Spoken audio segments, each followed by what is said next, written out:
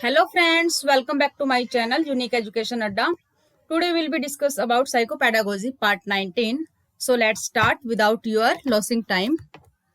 देखिए first question आपकी screen पर है। व्यक्तित्व का समाजशास्त्रीय प्रकार का सिद्धांत दिया गया। किसके द्वारा दिया गया, हमें ये बताना है। व्यक्तित्व का समाजशास्त्रीय प्रकार। तो देखिए फर्स्ट ऑप्शन है हेप्टेक्स के द्वारा या फिर क्रेचमर के द्वारा, थर्ड है सेल्डन के द्वारा और फोर्थ है स्प्रेजर के द्वारा। तो इसका आंसर आएगा स्प्रेजर के द्वारा। फोर्थ ऑप्शन जो है इसका राइट हो जाएगा। इन्होंने व्यक्तित्व के समाज शास्त्रीय प्रकार का सिद्धांत दिया था, ठीक है।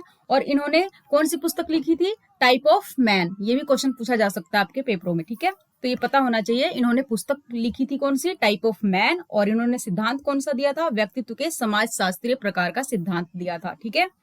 और इन्होंने अपनी पुस्तक में 6 प्रकार के व्यक्तित्व बताए थे: सैद्धांतिक, आर्थिक, सामाजिक, राजनैतिक, धार्मिक और कलात्मक। ओके, इतना नॉलेज आपके लिए बहुत है, ठीक है। तो इसका आंसर क्या आ जाएगा? फोर्थ ऑप्शन इसका होगा स्प्रेजर के द्वारा। अब चलते हैं नेक्स्ट क्वेश्चन की तरफ। क्वेश्चन नंबर सेकंड आपकी स्क्रीन पर है। देखिए, वह कथन जो व्यक्तिक विभिन्नता के संदर्भ में सत्य नहीं है वह बताइए, ठीक है। 4 ऑप्शन आपके सामने है। 4 ऑप्शन में से एक बताना है जो व्यक्तिक विभिन्नता के संदर्भ में सत्य नहीं है। फर्स्ट है व्यक्ति विशेष प्रकार में भिन्न होते हैं, व्यक्ति विशेष कोटि में भिन्न होते हैं, व्यक्ति विशेष प्रकार व कोटि दोनों में भिन्न होते हैं, या फिर व्यक्ति विशेष न तो कोटि में और न ही प्रकार में भिन्न होते हैं। तो इसका आंसर क्या आएगा? इसका आंसर आएगा थर्ड। कौन सा? व्यक्ति विशेष प्रकार व कोटि दोनों में ही क्या होते हैं? भिन्न होते हैं। ये सत्य नहीं है, इसलिए थर्ड ऑप्शन इज राइट। अब चलते हैं नेक्स्ट क्वेश्चन की तरफ। क्वेश्चन नंबर थर्ड आपकी स्क्रीन पर है। प्रोजेक्ट शिक्षण विधि किससे संबंधित है? तो देखिए, प्रोजेक्ट शिक्षण विधि जो है, पहले मैं आपको बता दूं, प्रोजेक्ट शिक्षण विधि वर्ष 1918 में जॉन डीवी द्वारा दिया गया था। किसके द्वारा? जॉन डीवी द्वारा में। और कब दिया गया था इनके द्वारा? 1918 में। इसके द्वारा इन्होंने विद्यार्थी के उद्देश्य पूर्ण क्रियाकलाप, ठीक है, और समस्या समाधान की क्षमता को उनकी जरूरतों, रुचि, अधिगम और योग्यता विकास के केंद्र में रखकर कार्य किया था उन्होंने, ठीक है। तो इसका क्या आंसर आएगा? इसका आएगा जॉन डीवी, ठीक है, सेकंड ऑप्शन। अब चलते हैं नेक्स्ट क्वेश्चन की तरफ। क्वेश्चन नंबर फोर्थ में देखिए, जिला प्राथमिक शिक्षा कार्यक्रम किस वर्ष लागू किया गया था? हमें सन बताना है। 1990 में, 1993 में, 1998 में या फिर 2000 में। तो देखिए, जिला प्राथमिक स्तर कार्यक्रम जो था वो 1993 में लागू किया गया था। ओके, अब चलते हैं नेक्स्ट क्वेश्चन की तरफ। क्वेश्चन नंबर 5 आपकी स्क्रीन पर है।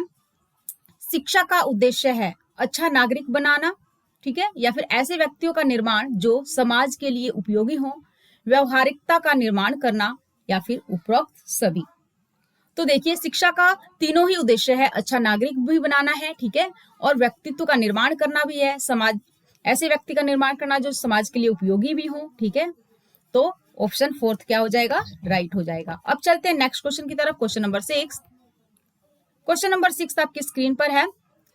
देखिए, फ्रोबेल ने निम्न में से किस खेल का प्रमुख बल दिया? ठीक है, फ्रोबेल ने किस खेल पर मुख्य बल दिया? तो उन्होंने किस पे दिया था? गेंद के खेल पे, ब्लॉक का खेल, आकृतियों का खेल, या फिर ये सभी।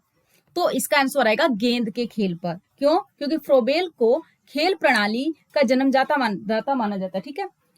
वो खेल प्रणाली के जन्मदाता हैं, ठीक है। इनके विचार में क्या था? सभी प्रकार के खेल जो मैदान में खेले जाते हैं बालकों के शारीरिक, मानसिक और सृजनात्मक रूप से कह लीजिए और सामाजिक विकास को बढ़ाने में महत्वपूर्ण भूमिका निभाते हैं, ठीक है। इसलिए अगर हम गेंद के खेल को रखते हैं तो इसमें हमारी सभी चीजों की पूर्ति हो जाती है, ठीक है। So first option is right.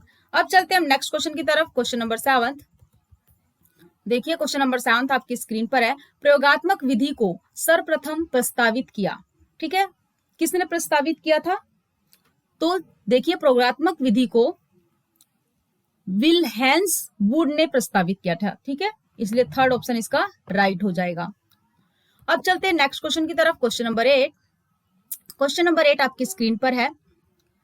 बालक का चिंतन किसके द्वारा प्रदर्शित नहीं होता है? ठीक है, बालक का जो चिंतन है किसके द्वारा प्रदर्शित नहीं होता? आत्म केंद्रिता के द्वारा, सजीवता के द्वारा, यथार्थवाद के द्वारा या फिर व्यक्तिवाद के द्वारा। तो इसका आंसर आएगा फोर्थ, व्यक्तिवाद के द्वारा। ठीक है, चिंतन जो है वो मानसिक क्रिया का ज्ञानात्मक पहलू होता है। ठीक है, बालक के ज्ञानात्मक पहलू में सजीवतावाद, यथार्थवाद और आत्मकेंद्रिता तीनों ही पाई जाती है। ठीक है, बट व्यक्तित्ववाद नहीं पाई जाती, इसका अभाव होता है, इसलिए फोर्थ ऑप्शन क्या हो जाएगा? राइट हो जाएगा। अब चलते हैं हम नेक्स्ट क्वेश्चन की तरफ, क्वेश्चन नंबर 9। क्वेश्चन नंबर 9 आपकी स्क्रीन पर है, समूह शिक्षण है। ठीक है, समूह में जो शिक्षण लिया जाता है, शिक्षण दिया जाता है, उसके बारे में बताना है कि क्या है। संसाधनों, रुचि व विशेषता का इष्टतम उपयोग करने हेतु शिक्षकों के समूहों द्वारा शिक्षण, या फिर शिक्षकों के अनुपलब्धता से निपटने का एक उपाय, या फिर स्कूल में शिक्षकों के समूहों के बीच स्वस्थ प्रतिस्पर्धा को प्रोत्साहित करना। फोर्थ ऑप्शन है, विद्यार्थियों को उनकी योग्यता के अनुसार छोटे समूहों में बांटकर शिक्षण देना।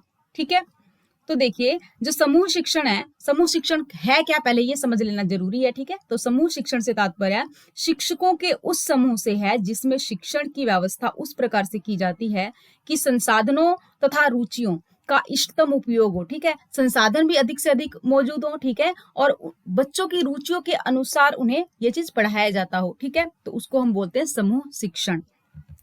तो इसका क्या आएगा? फर्स्ट ऑप्शन राइट हो जाएगा, जिसमें संसाधन, रुचि और विशेषता का इष्टतम उपयोग हो रहा है। ठीक है, तो फर्स्ट ऑप्शन इसका राइट हो जाएगा। अब चलते हैं नेक्स्ट क्वेश्चन की तरफ, क्वेश्चन नंबर 10।